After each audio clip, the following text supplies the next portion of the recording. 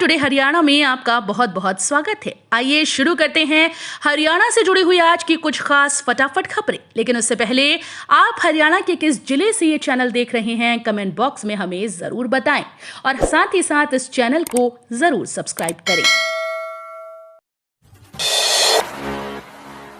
देश में कोरोना का कहर जारी। 24 घंटे में सामने आए 10,093 नए मामले, 23 मरीजों ने तोड़ा दम। भारत में बीते 24 घंटे में कोरोना वायरस संक्रमण के 10,093 नए मामले सामने आए और उपचाराधीन मरीजों की संख्या बढ़कर 57,542 हो गई। केंद्रीय स्वास्थ्य मंत्रालय की ओर से रविवार सुबह 8 बजे जारी ताजा आंकड़ों के मुताबिक देश में कोविड-19 से 23 और संक्रमितों की मौत के बाद मृतकों की कुल संख्या बढ़कर 5,31,114 पहुंच गई। आंकड़ों के मुताबिक भारत में संक्रमण की दैनिक दर 5.61% और साप्ताहिक 4.78% दर्ज की गई। वहीं देश में कोविड-19 से अब तक संक्रमित हुए लोगों की कुल संख्या बढ़कर 4,48,18,115 हो गई। मंत्रालय की वेबसाइट के अनुसार देश में संक्रमण का इलाज करा रहे मरीजों की कुल संख्या मामलों का 0.13% है। आज केंद्र सरकार से लेकर प्रदेश सरकार तक की नीयत विकास के मामलों में स्पष्ट है।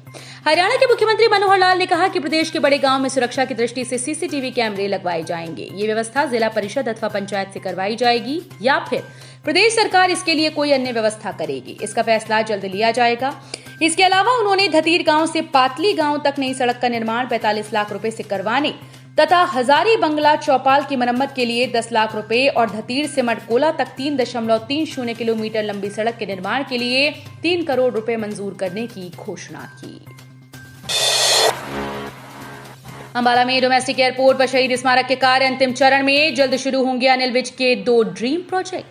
लंबे समय से अंबाला वासी अपने क्षेत्र में डोमेस्टिक एयरपोर्ट की लगातार मांग कर रहे थे, जो कि अब उनकी मांग का सपना पूरा होने के बेहद नजदीक है, क्योंकि प्रदेश के गृह स्वास्थ्य मंत्री अनिल विज इसके लिए लंबे समय से प्रयासरत थे। केंद्र सरकार ने उनके ड्रीम प्रोजेक्ट के सपने पर फूल चढ़ाते हुए इसे मंजूरी दी। इसके लिए सिविल एविएशन मंत्रालय से 40 करोड़ मंजूर हुए थे।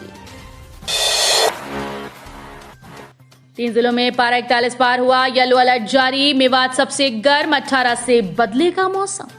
हरियाणा में सूरज की तपिश से लगातार दिन का पारा चढ़ने लगा है। 24 घंटे में ही दिन के तापमान में 1.6 डिग्री की बढ़ोतरी दर्ज की गई। राज्य का मेवात का जिला सबसे गर्म रिकॉर्ड किया गया। यहां का अधिकतम तापमान 41.6 डिग्री सेल्सियस पहुंच गया। समृद्ध हो रहा हरियाणा का किसान, सीधे बैंक खातों में हो रहा गेहूं की बिक्री का भुगतान। हरियाणा सरकार किसानों के गेहूं को एमएसपी पर खरीदने रही है। राज्य सरकार ने रबी की फसल की सुगम खरीद हेतु समुचित व्यवस्था की। रबी की फसलों को एमएसपी पर खरीदा जा रहा है और तय समय में किसानों के खातों में भुगतान किया जा रहा है। मुख्यमंत्री के निर्देशानुसार प्रदेश के किसानों के खाते में गेहूं की फसल का पैसा भेजना शुरू हो गया है। किसानों को उनकी फसल का भुगतान सीधे उनके बैंक खातों में किया जा रहा है। हरियाणा में ग्रुप सी की भर्ती के लिए खुला पोर्टल। संयुक्त पात्रता परीक्षा यानी सीईटी पास करने के बाद करीब 2.25 महीने से स्क्रीनिंग परीक्षा के लिए इंतजार करने वाले 3.57 लाख अभ्यर्थियों के लिए राहत भरी खबर है। हरियाणा कर्मचारी चयन आयोग ने ग्रुप सी के 31,998 पदों के लिए आवेदन करने को पोर्टल खोल दिया है। ये पोर्टल 5 मई तक रात 11:59 पर खुला रहेगा। HSSC ने इस संबंध में नोटिस जारी कर दिया है। सेना भर्ती के लिए परीक्षा होगी। इंडियन आर्मी में 2023-24 अग्निवीर भर्ती के लिए कॉमन एंट्रेंस एग्जाम कल से शुरू होगा, जो 26 अप्रैल तक चलेगा। एग्जाम के लिए हरियाणा, दिल्ली, चंडीगढ़ में सेंटर बनाए गए। सेना भर्ती कार्यालय रोहतक के डायरेक्टर कर्नल दीपक कटारिया ने इसकी पुष्टि की। उन्होंने कहा कि इस संबंध में युवाओं को सूचना भेजी जा चुकी है। उन्होंने युवाओं को दलालों से सावधान रहने को कहा। पीएम मोदी और हुड्डा की मुलाकात पर गरमाई सियासत। कटारिया ने बताई शिष्टाचार भेंट। संसद भवन में गत दिवस डॉक्टर अंबेडकर जयंती के अवसर पर प्रधानमंत्री नरेंद्र मोदी एवं हरियाणा के पूर्व मुख्यमंत्री चौधरी भूपेंद्र सिंह हुड्डा की मुलाकात पर सियासी पारा गर्म है। दोनों नेताओं की ये मुलाकात विपक्षियों के निशाने पर है। मीडिया की सुर्खियों के साथ साथ विपक्षी पार्टीज, विशेषकर इनेलो विधायक अभय सिंह चौटाला ने इस पर तंज कसा। हिसार सिरसा में ओपीएस को लेकर आक्रोश मार्च। हरियाणा में आज कर्मचारियों ने ओल्ड पेंशन स्कीम की मांग को लेकर आक्रोश मार्च निकाला। हिसार और सिरसा में भी कर्मचारियों ने प्रदर्शन किया। हिसार के नई कपड़ा मार्केट में कर्मचारी सुबह इकट्ठा हुए। फिर शहर के बस स्टैंड फव्वारा चौक पर प्रदर्शन करते हुए क्रांतिमान पार्क पर प्रधान दिनेश शर्मा के नेतृत्व में प्रशासनिक अधिकारियों को ज्ञापन दिया। हरियाणा में जानलेवा हुआ कोरोना।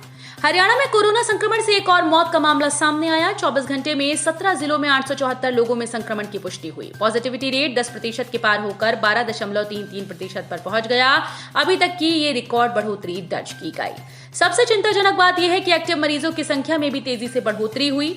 24 घंटे में एक्टिव मरीज 3,715 पहुंच गए। 30 मई को सरपंच करेंगे महारैली का आयोजन। गांव में मंत्रियों व विधायकों की एंट्री बैन।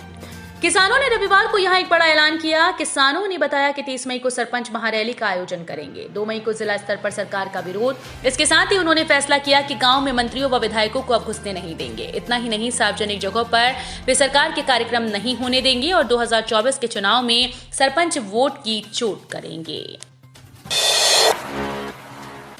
जींद के अनाज मंडी में लगी भीषण आग। गेहूं की सैकड़ों की बोरियां जलकर राख। शहर के सफेदों की नई अनाज मंडी में भीषण आग लग गई। इस घटना में सैकड़ों बोरियां जलकर राख हो गईं, जिसकी कीमत 3 लाख रुपए बताई जा रही है। घटना की सूचना मिलते ही फायर विभाग की गाड़ियां मौके पर पहुंची और कड़ी मशक्कत के बाद आग पर काबू पाया। बता दें कि बेमौसम बारिश की वजह से किसानों को भारी नुकसान हुआ है। ऐसे में प्रदेश कई जिलों में आगजनी की घटनाओं ने किसानों की मुसीबतें बढ़ा दी हैं। अतीक अशरफ मर्डर केस का हरियाणा कनेक्शन। उत्तर प्रदेश के प्रयागराज में माफिया अतीक अहमद और उसके भाई अशरफ की गोली मारकर हत्या करने वालों का कनेक्शन हरियाणा से भी जुड़ा है। इसमें एक शूटर पानीपत जिले का रहने वाला है, जिसका जन्म भी पानीपत में हुआ। ये शूटर अरुण मौर्य पुत्र दीपक कुमार उर्फ मैनेजर है। अरुण मौर्य कई वर्षों से पानीपत में अपने भाई व अन्य परिवार के लोगों के साथ रह रहा है। गांव में उसका आना जाना भी कम है। अभी 6 महीने पहले ही उसका पानीपत में किसी के साथ झगड़ा हुआ था, जिसके बाद वो यूपी चला गया और वहां चाचा चाची के साथ रहने लगा। पेट्रोल पंप मैनेजर ने 35 लाख का गबन किया। हरियाणा के पानीपत जिले के मतलौडा कस्बे में स्थित इंडियन ऑयल फिलिंग स्टेशन के मैनेजर ने 35 लाख का गबन कर लिया। मामले का खुलासा उस वक्त हुआ जब मालिक ने वित्तीय वर्ष की जानकारी जुटाई। पुलिस ने चलाया ऑपरेशन प्रहार। बड़ी संख्या में अवैध असलहे व 39 लाख से अधिक कैश बरामद।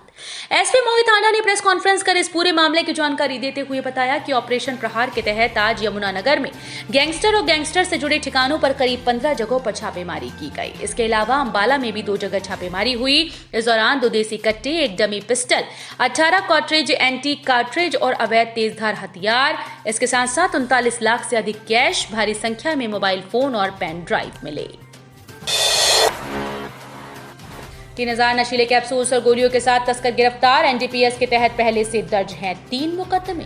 जिले में एंटी नार्कोटिक्स सेल को एक बड़ी कामयाबी हाथ लगी। टीम ने प्रतिबंधित दवाइयों के जखीरे के साथ एक तस्कर को गिरफ्तार किया। पकड़े गए आरोपी के खिलाफ पहले भी 3 एनडीपीएस मामले दर्ज हैं। तो ये थी हरियाणा राज्य से जुड़ी हुई आज की कुछ खास और अहम खबरें। इसी तरह की लेटेस्ट अपडेट देखने के लिए टुडे हरियाणा को जरूर सब्सक्राइब करें।